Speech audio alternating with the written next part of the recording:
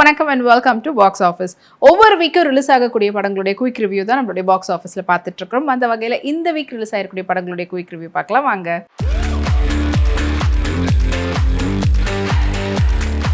இப்போ நம்மளுடைய பாக்ஸ் ஆஃபீஸில் நம்ம பார்க்க போகிற திரைப்படம் பறந்து போ. ராமுடைய டைரக்ஷனில் மிர்ச்சி சிவாவுடைய நடிப்பில் வெளிவந்திருக்கக்கூடிய திரைப்படம் தான் பறந்து போ. பறந்து போ படத்தினுடைய டைரக்டர் ராம் அண்ட் படத்தினுடைய சினிமாட்டோகிராஃபர் ஏகாம்பரம், படத்தினுடைய எடிட்டர் மதி அண்ட் படத்தினுடைய மியூசிக் டைரக்டர் சந்தோஷ் தயாநிதி. படத்தில் முக்கியமான கதாபாத்திரத்தில் மிர்ச்சி சிவா, அஜு வர்கீஸ், அப்புறமா கிரேஸ் ஆண்டனி, அஞ்சலி மற்றும் பலர் நடிச்சிருக்கிறாங்க. படத்தினுடைய ஒன்லைன் ஸ்டோரி பற்றி சொல்லணும்னா, அப்பா அம்மா ரெண்டு பேருமே அவங்களதுல பிஸியாக இருக்கும்போது வீட்டில் இருக்கக்கூடிய அந்த குழந்தையுடைய அவங்களுடைய மைண்ட் என்ன மாதிரி இருக்கும், ஸோ அதுக்காக என்ன பண்ணுறாங்க அப்படின்றது தான் படத்தினுடைய ஒன்லைன் ஸ்டோரி. படத்தில் ஒரு ஆர்கானிக் ரிலேட்டடான விவசாயமாக இருக்கட்டும் எல்லாமே பார்க்கக்கூடிய ஒரு ப்ரொடக்ஷன் வச்சுட்டு இருக்கிறவர் தான் வந்து மிர்ச்சி சிவா.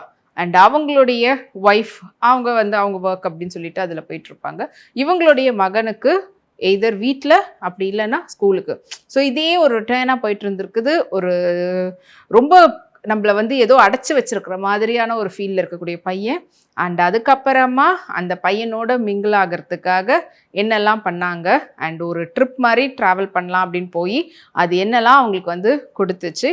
அண்ட் அதுக்கப்புறமா அது பசங்களுக்கு அந்த பேரண்ட்டுக்கும் அண்ட் பையனுக்கும் இருக்கக்கூடிய ரிலேஷன்ஷிப்பாக இருக்கட்டும் அண்ட் போகக்கூடிய ஒவ்வொரு இடத்துலையும் கிடைக்கக்கூடிய எக்ஸ்பீரியன்ஸாக இருக்கட்டும், இதை வந்து நம்மளோட அதாவது அவங்களோட சேர்ந்து நம்மளும் ட்ராவல் பண்ணி அந்த ஹியூமர் லைஃப்பை வந்துட்டு என்ஜாய் பண்ணுற விதத்தில் அமைஞ்சிருக்கக்கூடியது தான் இந்த பறந்து போ திரைப்படம்.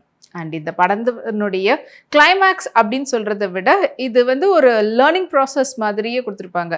அண்ட் இது வரைக்கும் ராம் அவர்கள் எடுத்த படங்கள் எப்பவுமே நம்மளுக்கு வந்து ஒரு எமோஷ்னலாக வெளியில் வரும்போது ஒரு பாரமான ஒரு இதோட வர மாதிரி இருக்கும்.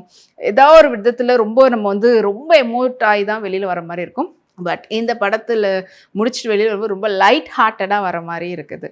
அந்த அளவுக்கு ஒரு ஹியூமர் அப்படின்றது அவர் படமா அப்படின்னு யோசிக்கிற அளவுக்கு இருக்குது.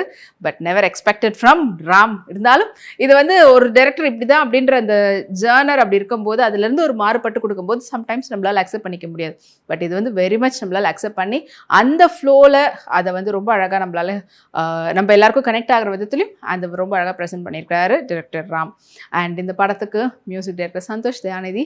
அஃப்கோர்ஸ் எப்பவுமே ராம்னாலே நம்மளுக்கு வந்து யுவன் அவங்களுடைய காம்போலேயே தான் பார்த்துருக்குறோம். அண்ட் இந்த காம்போவும் ரொம்ப நல்லா இருக்குது. அண்ட் அதோட சேர்ந்து எடிட்டர் மதி அவங்களுடைய ஒர்க்கும் வந்து அல்டிமேட்டாக இருந்தது. அண்ட் இதில் வந்து முக்கியமான ஒரு விஷயம் வந்துட்டு கேமரா அந்த ஹேண்ட்லிங் இருக்குது பார்த்தீங்களா, அது ரொம்ப ஃப்ரெஷ்ஷாக நம்மளுக்கு வந்துட்டு பார்க்கும்போது அவ்வளோ ஒரு ரெஃப்ரெஷிங்கான ஃபீல் வந்து கொடுத்துருக்குறாரு சினிமாட்டோகிராஃபர் ஏகாம்பரம். படத்தில் நடிச்சிருக்கக்கூடிய அஞ்சலி அவங்களுடைய கேரக்டராக இருக்கட்டும் இல்லைனா வந்து கிரேஸ் ஆண்டனி அவங்க வந்து மலையாளத்தில் நிறைய படங்கள் சீரியஸாக இருக்கட்டும் இல்லை ஹியூமராக இருக்கிறது எல்லாத்துலேயும் வந்து பண்ணியிருக்காங்க. ஸோ தமிழில் அவங்களுடைய பெர்ஃபார்மன்ஸ் அல்டிமேட்டாக ஒர்க் அவுட் ஆகிருக்குது. அண்ட் அதே போல் அந்த குட்டி பையன் ரித்து அவங்களுடைய பெர்ஃபார்மன்ஸும் அழகாக கனெக்ட் ஆகிருக்குது. ஸோ எல்லாருமே அவங்களுடைய வேலையை அழகாக பார்த்துருக்குறாங்க. முழுக்க மிர்ச்சி சிவாவுடைய பெர்ஃபார்மன்ஸ் அடிதூளாக இருக்குது.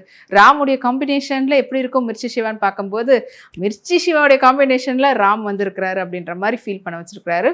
ஸோ ஆஸ் யூஷுவல் ஃபன் ஃபில்லிங்காக இருந்தது மிர்ச்சி சிவாவுடைய பெர்ஃபார்மன்ஸ். ஸோ இந்த படம் வந்து இந்த வீக்கெண்ட் நீங்கள் ஃபேமிலியோடு போய் நல்லா ரிலாக்ஸ் பண்ணிட்டு என்ஜாய் பண்ணிட்டு வரணும்னு நினைக்கிறவங்களுக்கு இந்த படத்தை தியேட்டரில் போய் பாருங்கள்.